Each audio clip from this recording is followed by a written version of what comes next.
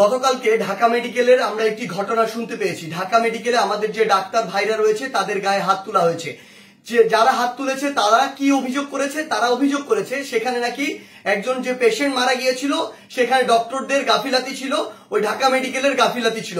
এখন প্রশ্ন হচ্ছে যে ডক্টরদের বা ঢাকা মেডিকেলের যে গাফিলাতি ছিল কিনা এটি নির্ধারণ আপনি কিভাবে করতে পারেন, কোন এক্সপার্টিজের ভিত্তিতে এটি নির্ধারণ করতে পারেন এবং এই অথরিটিটি আপনাকে কে দিয়েছে? যদি কোনো গাফিলাতি থেকে থাকে, ডক্টরের হোক, প্রশাসনের হোক, কিংবা যে কারো হোক, কিংবা কর্তৃপক্ষের হোক, অবশ্যই তার বিচার হবে।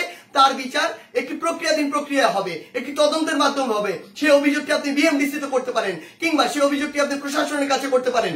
কিন্তু আপনার কি অভিজ্ঞতাটুকু রয়েছে, আপনার কি দক্ষতাটুকু রয়েছে যে একজন ডক্টর তার সাথে গাফিলতি করেছে কিনা সেটি যাচাই করার?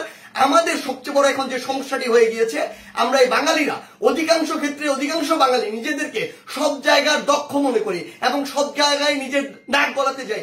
আপনি আমাকে একটি জিনিস বলুন, যে ডাক্তার 5 বছর ধরে এমবিবিএস পাস করলো, 1 বছর ইন্টার্ন করলো, এরপর বছর বছর ধরে বিভিন্ন ডিগ্রি নিল, পড়াশোনা করলো, তিনি একজন পেশেন্টকে যেভাবে ডিল করেন, তিনি পেশেন্টের ভিতরের এবং বাইরের বিষয়গুলো যেভাবে জানেন, যেভাবে ট্রিটমেন্ট করেন, আপনি কিভাবে মনে করেন আপনি সেই পড়াশোনা না করে শুধু বাইরে থেকে দেখে নিজের চোখে যা মনে হলো তা দেখে তাকে একটি নির্দিষ্ট রেজাল্ট দিয়ে দিচ্ছেন, একটি নির্দিষ্ট ব্লেম দিয়ে দিচ্ছেন?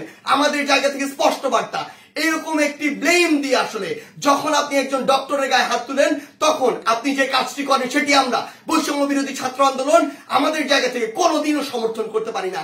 আপনাদের যদি কোনো অভিযোগ থাকে সেই অভিযোগটি আপনি জানাতে পারতেন। আমরা জানি আমাদের এই পুরো প্রসেসটিতে, এই ছাত্র জনতার অভ্যুত্থানে ডক্টররা কিভাবে ওই হসপিটালের ভিতর থেকে, ওই ইমার্জেন্সি থেকে তাদের ভূমিকাটি রেখেছে।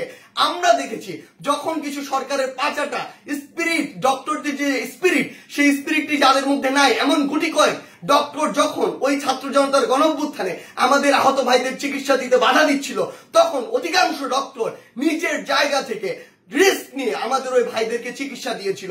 এমন অধিকাংশ ডক্টর রয়েছে যারা ডক্টরদের স্পিরিটটি ধারণ করে এবং আমাদের এই পুরো সময়টিতে আজকে পর্যন্ত আমার হসপিটালে যে আহত ভাইগুলো রয়েছে তাদেরকে নিরবিচ্ছিন্ন সেবা দিয়ে যাচ্ছে, নিজের কথা চিন্তা না করে। সেই জায়গায় যখন এরকম করে কোন একজন আমার ডক্টর ভাইয়ের উপর এভাবে হাতটি তুলে, আমরা এটি কখনো সমর্থন করতে পারি না।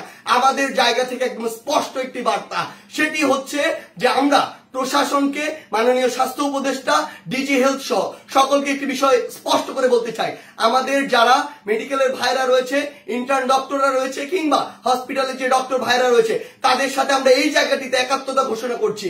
তাদের নিরাপত্তার সর্বোচ্চ ব্যবস্থা করতে হবে। তারা দিনরাত 24 ঘন্টা আমাদের জন্য কাজ করছে, অথচ কেউ একজন চাইলো আর একটা ব্লেম দিয়ে তাদের গায়ে এসে হাত দিয়ে দিল, এটি আমরা আমাদের জায়গা থেকে কখনো মানতে পারি না।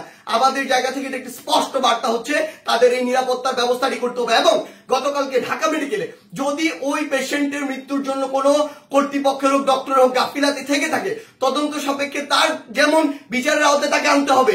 কিন্তু গতকালকে ওই আমার ডাক্তার ভাইয়ের গায়ে যে হাতটি তুলেছে, অপারেশন থিয়েটার থেকে বের হওয়া একজন ডক্টরকে, তার অবশ্যই দ্রুততম সময়ের মধ্যে তাকেও গ্রেফতার করে তাকেও বিচারের আওতায় আনতে হবে।